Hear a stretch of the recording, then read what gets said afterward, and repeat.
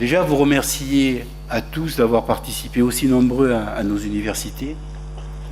Merci à tous nos intervenants de qualité qui ont permis d'amener ce débat-là. Et si aujourd'hui nous étions 580 entreprises et plus de 1000 personnes, c'est le fruit des 7 dernières universités qui ont été cultivées par cet échange et ce débat qui a existé entre nous. Et merci aussi à nos exposants qui sont toujours présents, qui nous permettent de réaliser nos universités. Je retiendrai 4 points de nos universités. Le premier, c'est que si nous voulons marquer notre avenir, nous devons le faire par l'innovation. C'est ce qui en est ressorti de tous les échanges depuis hier. Mais l'innovation, c'est l'innovation aussi dans l'expérimentation telle qu'on l'a évoquée aujourd'hui, et je pense que ça peut être l'élément clé de la reconstruction de notre nouveau modèle économique.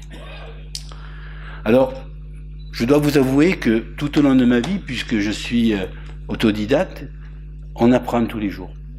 Et pendant ces universités, j'ai appris le mot irritant. Je ne savais pas quelle était cette bête. Je pensais que c'était un peu qui pouvait égaler, mais c'est une forme très polie de voir les problématiques que nous avons. Et c'est effectivement, dans ces irritants, il va falloir qu'on puisse les prendre en considération, qui soient la problématique de nos patients, la problématique des établissements, la problématique de l'assurance maladie et du gouvernement en général. Donc c'est des éléments qu'on devra prendre en considération. L'autre point, c'est de dire que le profit ne se fera que collectivement, ou il ne se fera pas. Et je crois que c'est bien cela, ce message fort, puisque ce que j'ai aussi retenu, et aujourd'hui je suis libéré avec le mot ubérisation, parce qu'on en avait tous un peu une interprétation qui était loin de la réalité.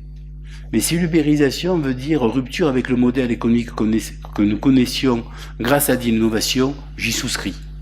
Et aujourd'hui, cette ubérisation, on peut faire comme nos amis avocats parisiens, le faire nous-mêmes, le construire et de se donner ces moyens-là, et de ne pas en avoir peur. Et ce qu'on a toujours entendu, c'est que les premiers qui tireraient, c'est les premiers qui gagneraient, surtout dans un monde qui va très vite. J'ai aussi entendu certains d'entre nous qui disaient, putain, mais entre ce que tu dis et ce qui se passe, il y a une réalité, il y a un temps. On s'aperçoit que ces 3 dernières années, ça va très vite, et on peut arriver à le construire. Cette innovation, elle peut être aussi faite que par le partage.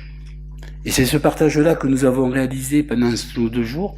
Grâce à vous, au niveau de vos interventions, ça permet de partager dans ce débat et de confronter un peu nos idées.